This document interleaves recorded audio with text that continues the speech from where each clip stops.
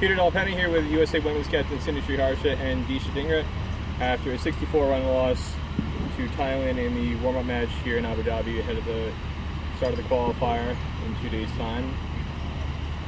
Half century for Disha, unbeaten. We'll start with you, Disha. 54 not out off 52 balls. What did it feel like batting out there against Thailand today? It was good. I had a lot of fun batting against their bowlers. I think it was a team effort. We really tried to score faster. I know in the middle overs I tried to go for it a little more, but unfortunately we weren't able to get there. You made 16 in the first match against them in Dubai. What did you learn from that experience that you were able to put out there today to put in a better performance?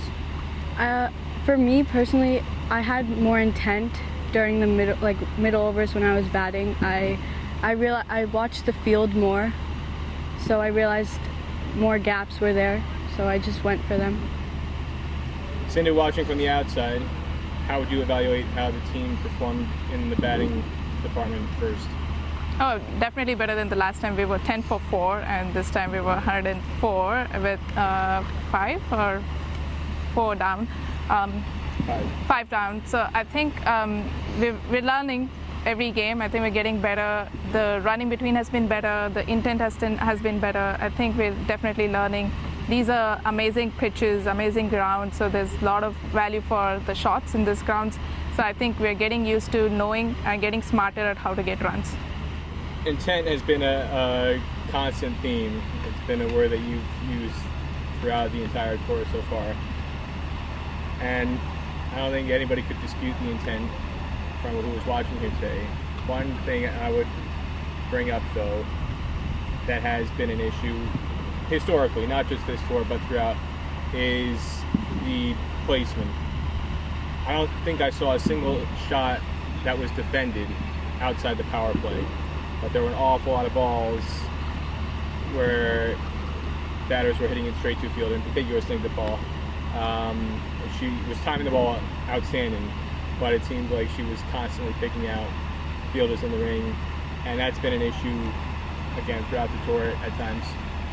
What are some of the things you feel that can be done to help improve the placement and just the touch at times where players look like they're trying to muscle the ball, when in reality it could be more of a finesse that would get better results?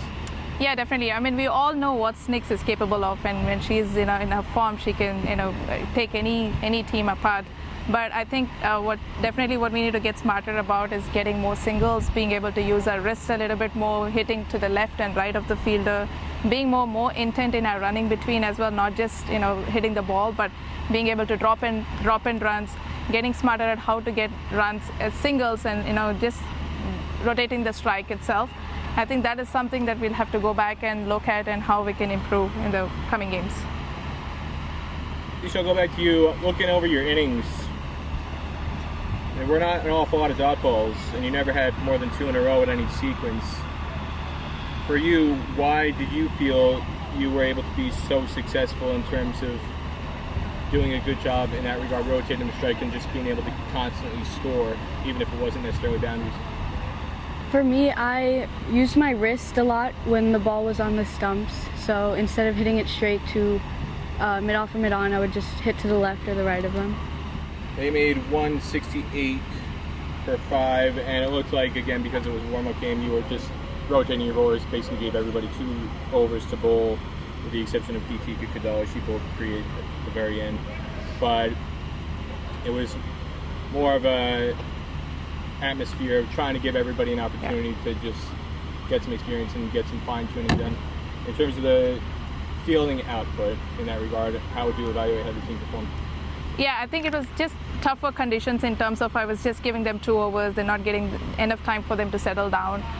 That was something that we talked about because I just wanted to try everybody in different combinations to try and get the right combination going. But I think, having said that, I think they still put up a good show on the field. I know we're trying to work on those boundary balls, and I think we're still giving away a lot of boundaries in the power play. That is something that we've been talking about and trying to see what's the right combination and how can we cut down on the power play, because those boundary balls is really what is actually troubling us. If we can get that going, if we can, tighten that up a little bit, I think we can definitely restrict the teams. Disha, you bowled 2 overs in the power play, took 1 for 12 in your 2 overs.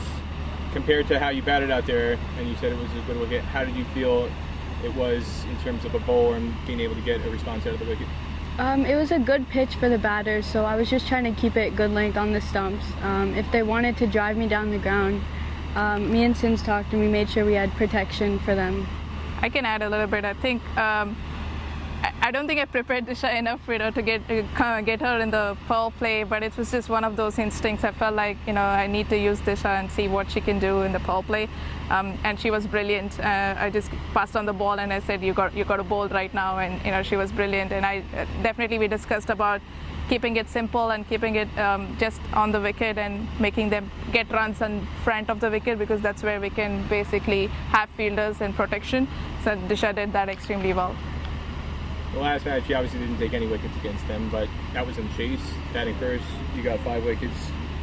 In terms of the plans and trying to get players out, how did you feel the execution was in terms of what you had set out to do, regardless of who was bowling, compared to how things came off in the first match?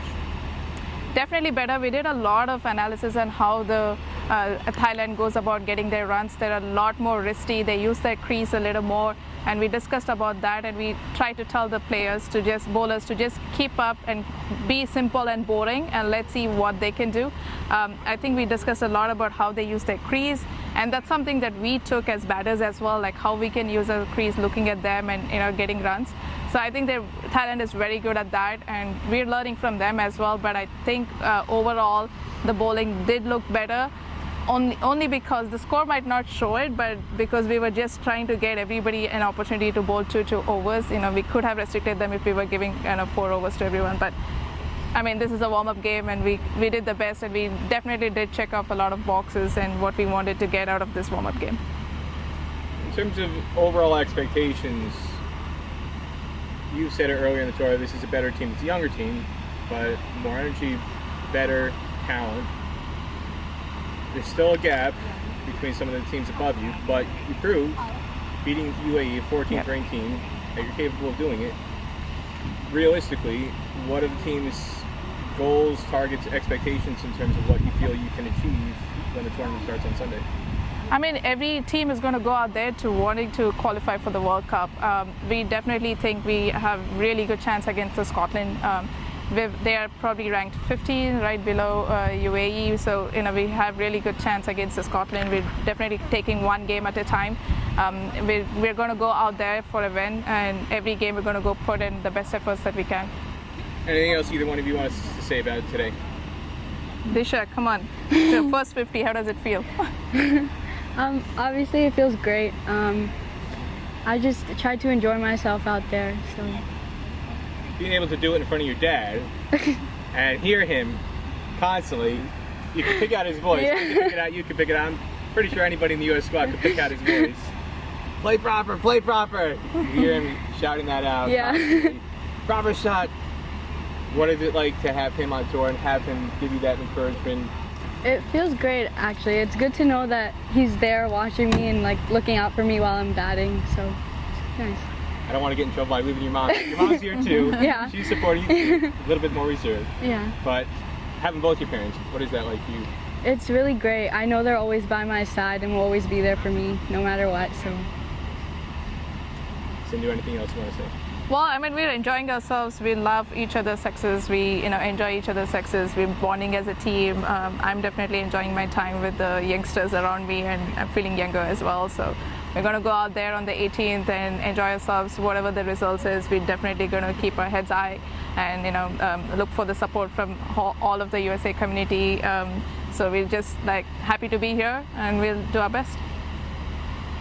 Just one more question. In terms of the victory against the UAE, what, if anything, has that done in terms of transforming the mentality and the expectations that whether you personally or the other players collectively as a team feel like they can achieve, whether it's on this tour or at any point now going forward after a win like that? Yeah, that win was really important for us to believe that we belong here, and that on a given day, if we get everything right, we can beat any team over here. So I think that win definitely gave us a lot of confidence going into the qualifiers, that on a given day, if we get all our plans right and if we can execute our plans, we will be able to put up a good show out there and get victories.